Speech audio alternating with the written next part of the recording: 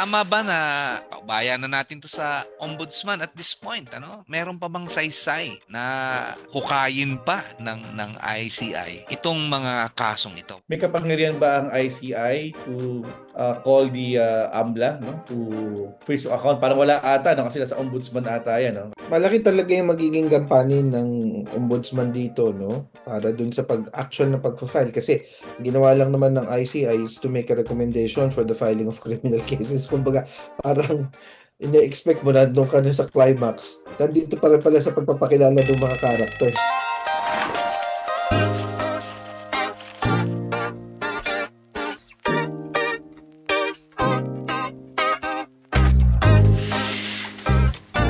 Okay, magandang araw sa ating lahat at welcome sa Dean's List na kung saan pag-uusapan natin ang iba't ibang issue gamit ang iba't ibang disiplina sa aming akademya. Ako po si Dr. Gary Ador Dionisio from De La Salle College of St. Benilde. I'm Dean Ederson Tapia from the University of Makati. Isang maulan na hapon, ako naman po si Dr. Sherwin Ona from De La Salle University. Umpisa na ba natin to? Ang dami nating Sige. pag-uusapan, no? Okay. At si Dean Ed ay may biyahe pa, no? Tapusin na natin tong episode na to at humingi na tayo ng pasalubong kay Dean Ed. Dean Ed, ha? Masarap ang tsokolate dyan sa Australia. Alright. So, ano nang bago ngayon sa ICI? Ang balita is nag-recommend na ng filing of cases against of course hindi naman kagulat-gulat yung anim na mga taong pinangalanan ng ICI yung tatlong senators natin at yung ibang mga DPWH officials. What's your take there, Dean Ed, Dean Gary? Nagulat pa ba kayo? Dean Ed muna. Well, hindi ako naman nagulat, Doc Sherwin, no? Pero nakulangan ako eh. Kasi parang, Alam mo maraming may ganyang pananaw, Dean Ed, no? Sige, Dean Ed, bakit ka nakulangan? hindi lang pala sa election meron dagdag bawas eh. Kasi, of course, di ba na we were monitoring yung mga events leading to itong recommendations ng ICI. Pero parang maraming kulang. Hindi ko maintindihan kung ano yung pamantayan na ginamit nila. Ano ba to? Carpet bombing ba to? Pa isa-isa? Or pupunta muna dun sa mga kahit na gamitin natin yung pamantayan na kung sino yung pinaka publicly visible based on the affidavits that have been forwarded so far in the Senate investigation in the ICI, parang kulang na kulang. Well, okay naman yung mga finailan ng kaso ngayon. I think that leads us, one step further to discovering the truth. Pero ano ba timeline natin? Ano ba to? Is this partial? Is this exhaustive? Is this, ito na ba yun? Or what, no? And it also begs the question kasi, and I know this very well, that there are some quarters in the legal circle that are saying na, nako, because of the performance of the ICI, pwede ba i-abolish na lang natin yan and then let's just empower the constitutionally mandated bodies to conduct the prosecution. Perfect example would be the Office of the Ombudsman kasi yan naman ang mandato nila, no? So, yun, medyo Doc Sherwin, medyo tinimbang ka ngunit kulang for me. Binabasa ko nga yung mga reports parang walang pagkakaiba dun sa alam na natin, 'di ba? Mm-hmm. And parang lahat nakabase dun sa testimonya ni Hernandez at saka yung mga ibang mga tiga DPWH, no, na alam naman natin na medyo fragile yan no, pagka binibase mo lang sa mga testimony, no? Siguro pakinggan natin si Dean Gary, no? Dean Gary, anong bahasa mo diyan, no? Nako, parehas tayo ng sentimiento, Dean Ed, tsaka Doc Sherwin, no?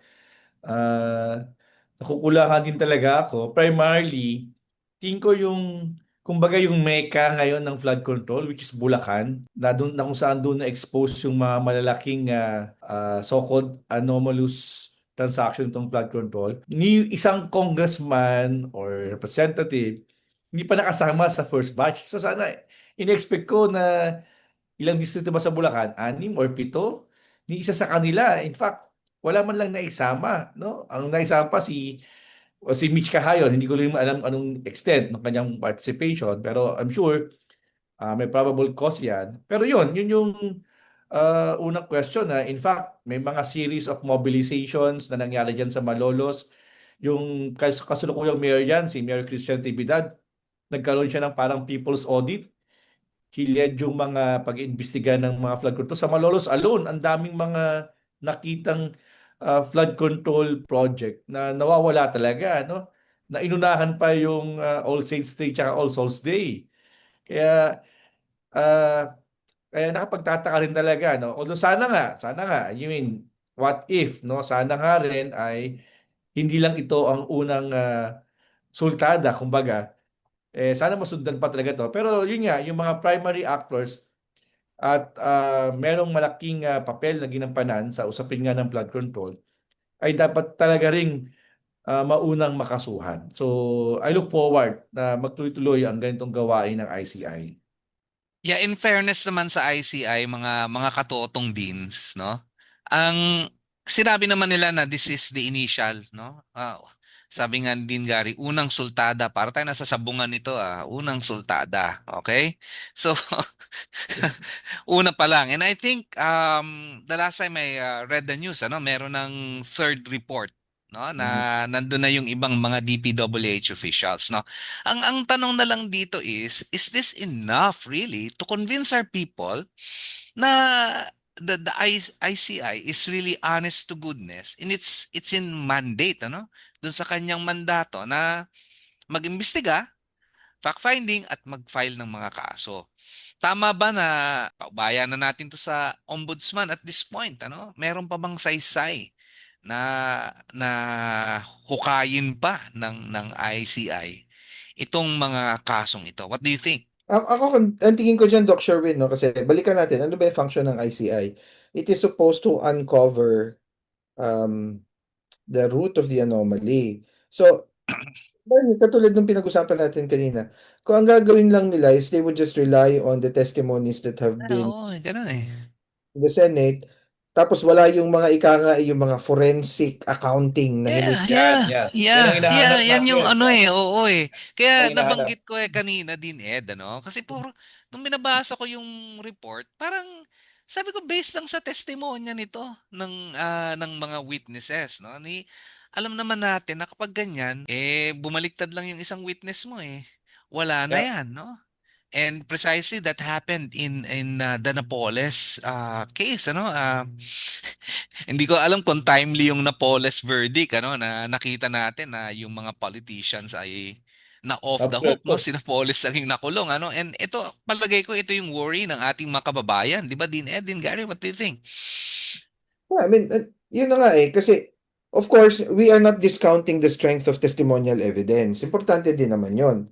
Kaya lang, kumbaga, ano yan eh, parang sa basketball, lahat yan may mga kanya-kanyang role, no? May forward ka, may sentro ka, meron kang point guard, and supposed to be sana yon. It all helps create a credible narrative so that when it gets filed in the Sandigan Bayan or in any other court, depending on who exercises jurisdiction over the issue, kumbaga mas lamang, kumbaga nga, going back to the narrative ni Din Gary kanina ng sabong, medyo liyamado ka. Papasok ka dun sa laban ng liyamado, hindi dehado. Kaya, yun ang tinitignan natin. But even then, Doc Sherwin, medyo may mga palpable na talagang hahanap-hanapin mo. Bakit wala si ganito? Bakit, Yeah. I mean, okay, sige, it's partial, but doon sa partial nga, 'di ba, yung unang sigwada mo dapat ano ka diyan eh, may show of strength ka, and then Yeah. you Yeah. uh, Agree. you, you project from a position of authority and power and strength. Parang ano to eh. Kumbaga masahol pa sa Perdigones ang dating nito, Doc Sherwin. Kaya I mean, of course, I'm going to wait for it in the next few days kung paano nila Yeah, gagawin. oo. Oo, paano nila gagawin? Yun Yung ang yung Dean Ed, Dean Gary, no, yung tinatawag na corroborating evidence, no? Yun Mm. yung siguro aside from testimonial evidence, no? May mga bank records ba that will prove? Ayan, yung Yan ang AMLAC kailangan talaga ba? natin. Yan. Pwede na bang pumasok diyan, 'di ba? We need all of these hard evidence to really back up yung mga testimonial claims, no? Well, hindi naman ako abogado, but siguro hindi naman stretch na sabihin na aside from spoken word, no? We need hard evidence, no, to back this up. No, especially na gumagamit pa ng mga alias yung mga taong nakatanggap eh. 'Di ba? Hindi mo alam kung sinong mga tao 'yon, hindi ba? So you need, I think, no, another source of evidence. What do you think, Dean Gary? Ako, maganda yung binanggit ni Dean Ed kanina nga, yung forensic accounting. Hindi ko lang maalala, Dean Ed, tsaka Doc Sherwin, kung may kapangyarihan ba ang ICI to call the AMLA, no, to freeze yung account. Parang wala ata, no, kasi nasa ombudsman ata yan, no, kasi recommendatory power lang naman ICI. Pero importante kasi matrace natin nasaan na ang pera, sino ang mga yumaman, ganong increase ang nangyari, for example, sa mga SALN, itong mga na-involve na to, no? Ah, importante ma-highlight talaga din natin 'yon, no? In the next few years kasi makita natin maigi kung paano ba talaga nag-amas ng wealth itong mga taong na involved o yung mga nababanggit. Of course, base na rin sa mga testimonya ng ilang mga individual na maaaring bahagi rin nitong flood control project. Pero at the end of the day, I think a solid evidence is very much necessary, or it's a must in fact, para to avoid na yung lessons what happened itong sa Napoles scandal. Ito rin sana yung makita din natin at matutunan din natin, no, from the Napoles experience, na at the end of the day, si Janet Napoles lamang at yung mga what we called, I don't know kung secondary Yung mga suspect small ba, fry, no? Yung small mga small fry, fry or lang, oh. Yun hindi ang yung mga nakakulong. big fry talaga na-convict. So, importante rin talaga na mapaghandaan ito. But of course, kulang pa rin eh. I mean, people are still clamoring for more decisive actions on the part of ICI. Gusto nila ng isang sweep, and at the same time, convincing, okay, accountability ng mga taong na involved. So, we're still hoping for the best in the coming days. At sana magtulong-tulong na sana yung ating mga ahensya, no? Yung sabihin natin, sa ombudsman lang ba ibibigay ito? Andiyan yung ICI eh. So ang nakikita ko ay dapat talaga magtulungan itong mga ahensya ng ating pamahalaan. No, they should have a harmony of interest. Kumbaga sa theory ng liberalism sa international relations, there should be a harmony of interest dito sa ating mga government agencies to ensure a grand conviction and accord for justice sa mga naapektuhan nitong flood control. I think kung magpapatuloy itong ganitong klaseng well, disappointment, maaring ang bola na ngayon ay nasa court na ng ombudsman. What do you think, Dean Ed? Well, All eyes are with the ombudsman now, no? malaki talaga yung magiging gampanin ng ombudsman dito, no? Para dun sa pag-actual na pag-file. Kasi ginawa lang naman ng ICI is to make a recommendation for the filing of criminal cases. Kumbaga, parang ina-expect mo na doon ka na sa climax. Nandito pa rin pala sa pagpapakilala ng mga characters dun sa storya. So, ganun ang mangyayari dyan, no? Pero, so siya yung talagang mangyayari, ang magiging role ng ombudsman dito is really to file the case, and then later on the courts will be, ang bola talaga mapupunta sa korte, hindi lang Sandigan Bayan, but I think the Supreme Court has made a pronouncement that it would be creating special courts for the purpose of trying these flood control project cases, no? So at least magandang development yan on the part of the Supreme Court kasi medyo proactive sila. Wala pang nasasampang kaso sa kanila talaga, pero pinaghahandaan na nila yung volume. Kaya lang kung anim lang naman yung fa-filean mo, kaya kahit na hindi na mag-create ng bagong korte, ayos na yan. Yeah, oh, at saka isa pang concern niyan, ano, kung dapat bang mag-create ng mga bagong korte dahil meron ng sandigan. No, yun yung isang issue yan. Siguro isang issue yan na dapat pag-usapan natin in some other episode, ano. But definitely nagiging concern yan around legal circles, no. Now, yeah, what to expect? May pag-asa pa ba? What to expect dito sa nangyayaring saga sa ICI and of course sa buong flood control scandal? Dapat bang lawakan pa yung investigasyon ng ICI? Hindi lang Bulacan or 'di ba? Bulacan lang ba talaga? Ano sa tingin ninyo? Well, sa akin, Doc Sherwin, dapat it must perform its function of fact-finding. So, pagka nag-fact-finding ka, hindi mo naman pwedeng, of course, you can start with a small sample, pero ano ka dyan, dapat mag snowball ka so that it creates a better idea kung ano talaga yung extent nung flood control mess na ito. And again, as I've always maintained, no, ang isang critical function ng ICI is its manner of communicating to the public. And to my mind, talagang weak sila doon eh. Talagang weak sila. So sabi nila, ite-televise daw or something, pero parang hindi ko pa din nakikita ngayon kung ano yung bagong development tungkol dyan. And they Yeah. have to do a better way of making the people understand ano yung ginagawa namin. Kasi ano yun eh, you're working behind closed doors. Hindi naman namin alam kung ano na nangyari dun sa loob. So it's really important that communication is key. And going to the broader question, again, the question of the role of institutions. We have existing institutions for this purpose. We have the Ombudsman, we have the Sandigan Bayan, we have regular courts. Have we done enough to strengthen these institutions so that they can be ready to address problems such as this? Makakulang pa ng mga abogado dyan, kulang pa ng mga prosecutor, kulang pa ng mga staff, etc. So, I mean, moving forward, yun yung also possible avenues of reform na pwede nating tingnan. Isa pang gusto ko diyan sanang magkaroon ng maayos na reforma would be on the use of the SALN. Yeah. I, I'm also an employee of government, so I file my SALN every year. Kaya nga sabi ko, baka meron akong unexplained poverty, no? Because as academics, ganyan naman talaga tayo. But the point is, aside from being a tool for prosecution, ano na nangyari sa SALN? Wala naman eh. I mean, kung hindi ka kakasuhan, it's not a developmental tool. Hindi siya nagiging, okay, okay, baka si ganito ay, baka pwedeng we can come up with programs. On the other side naman, kasi hindi naman lahat ng mga nasa gobyerno ay complicit dito sa mga ganitong klaseng anomalya. You'd be surprised, Right. Right. yung mga entry-level employees natin, talagang hikahos din. So, ano yung pwede natin gawin para sa kanila? So, the point lang is that the SALN should be utilized to its full potential. Wag lang siyang matter of compliance na, okay, every so often you file a SALN, otherwise, a case can be filed against you. So, and insofar as the ICI is concerned, I'm all for making a permanent watchdog for that purpose.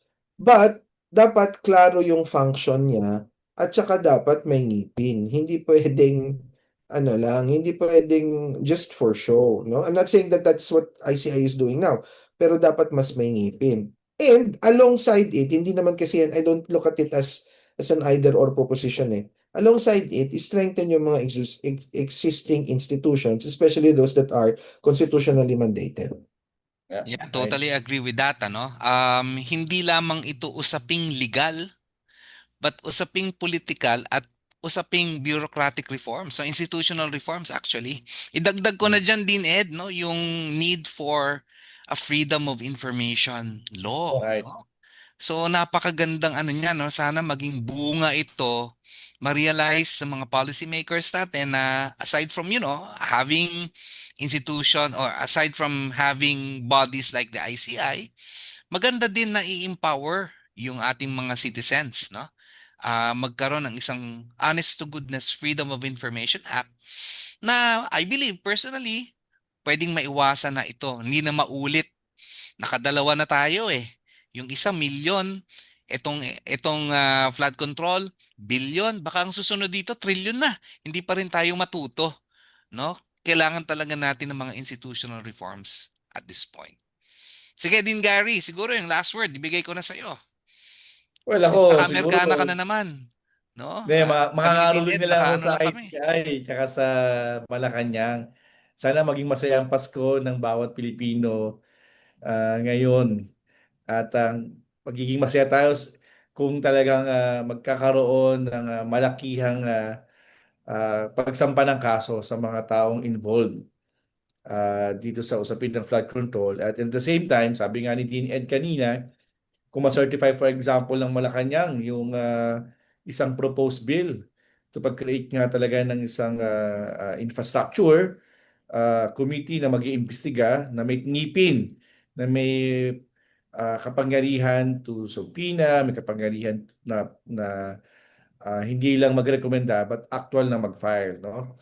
Pero for the meantime, magiging masaya din tayo kung ang ating ombudsman ay magiging aktibo rin talaga, work closely with after receiving this recommendation, file na talaga ng kaso kasi sila naman talaga ang magpa-file ng kaso eh. So yan siguro yung magiging masayang Paskuhan. Kung kailangan ating mangaroling dyan, Din Ed tsaka Doc Sherwin, samahan nyo akong mangaroling sa ICI at sa Malacanang para kalampagin ang mga pinuno nito na agarang kumilos at tumugon sa hinaing ng ating mga mamayan. Maraming salamat din Gary, din Ed. Paano nyo gigradean ito, mga katotong dekano? No? Ano bang ibibigay nyong grade ngayon sa ICI? Yung una, ano bang binigay natin? Mataas yung binigay natin, di ba? Parang 1.25 yata yung kay Din Ed. Din Ed ngayon, paano mo gigradean ng ICI? Pasangawa. Pasangawa. Pundo pa din naman, kaya lang 3 with wings. 3.0 with wings. Medyo mababa yata yung 3 With wings pa nga kasi talagang nakukulangan ako Pero ano naman yan, meron namang mga susunod na grading period. Tingnan natin kung mag-i-improve yung grade nila. Pala, no? So, kung ngayong second grading tuloy, no? Sa second term natin, dito Sherwin, pwede natin sigurong gamitin yung grade natin na incomplete again. INC.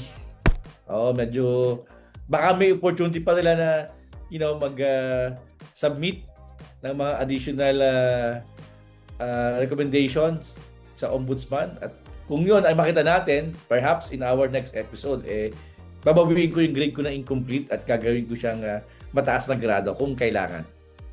Ako, sige, sasamahan ko na yung incomplete mo din Gary, ano?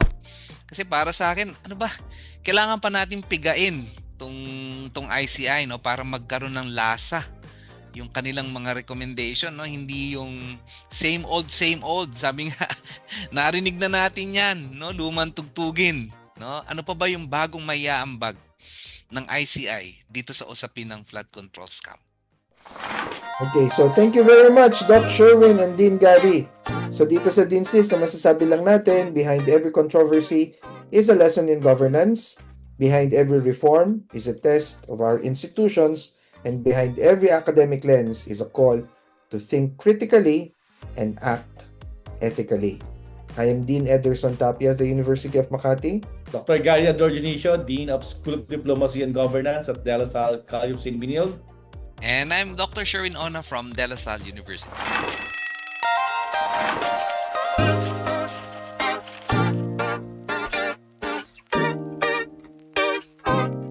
The Dean's List. One more. Okay. Okay. Hindi tayo sabay. And this is The Dean's List. Sa pa, pare. Count 3. Okay. This is, tapos 1, 2, 3. The The Dean's Dean's List.